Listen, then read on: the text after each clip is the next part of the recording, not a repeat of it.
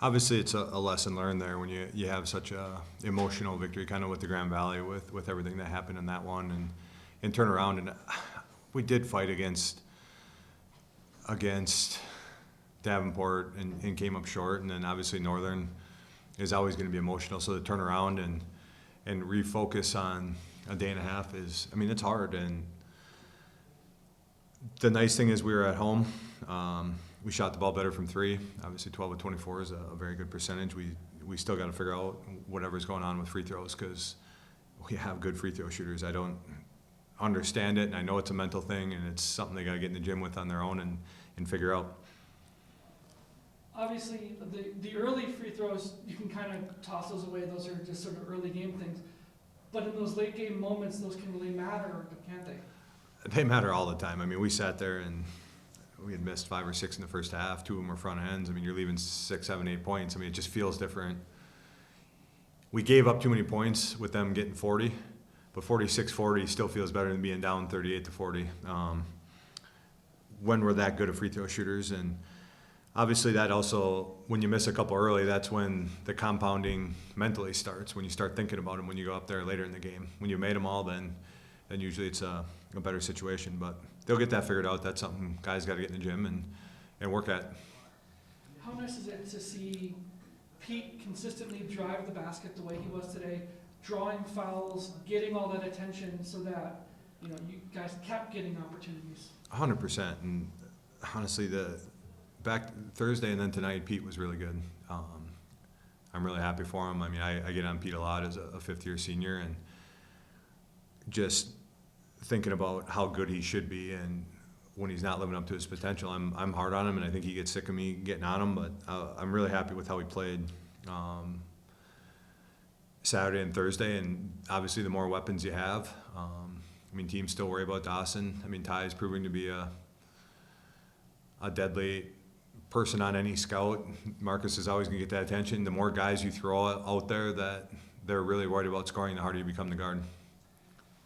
What did you change at halftime to be able to really shut them down? And you held them, I think, 7 points in the first 13 minutes of the second half. I mean, honestly, we just challenged a couple guys. I mean, keep the guy in front. We told him to keep a cushion. Like, they're going to be hard. The zone got them a little bit off. I mean, we threw a couple possessions in there, here and there, just to get them out of their rhythm offensively of just constantly going at us. But, I mean, our hedges were sharper.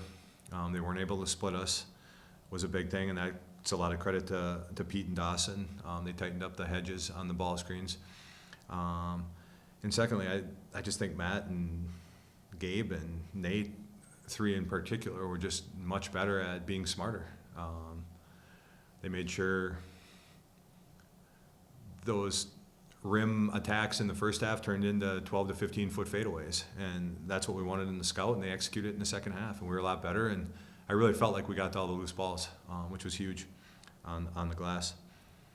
Certainly, we're seeing incredible growth out of Ty, game in and game out now, where he's really becoming an effective part. And when he hits threes, it's also a moment where you need a boost, and he's giving it to you. Ty is such a weapon. I mean, it's transition, and he crosses half court, and he's 30 feet away from the basket looking to shoot it. And when you are that worried about somebody, and you're going to continue to see, and I don't know that his percentage is going to stay as high as it is right now because the scouts are going to shift absolutely no looks for him. But I mean, when you're worried about somebody as much as they're going to start being worried about Ty Fernholz, it's going to open things up for everybody else, including Marcus.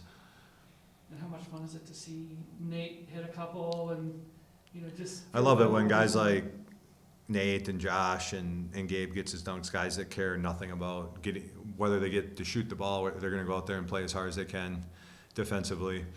And they're going to do whatever you ask of them. So, and there's going to be a lot of games coming up where, I mean, Josh and Nate aren't guarded, and they're going to have to step up and knock down some shots.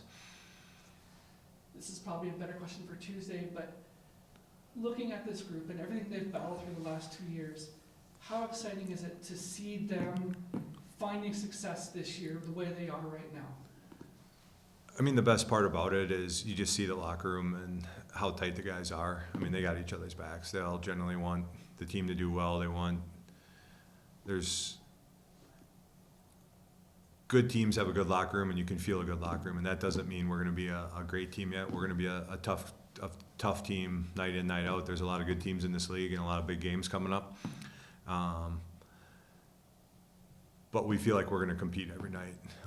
We got the group to do that, and hopefully we keep getting better. Even the last 2 years, we've been at our best in February, and if we can continue to improve every practice, every game, and get to the end of the year, I think we'll be a pretty formidable team.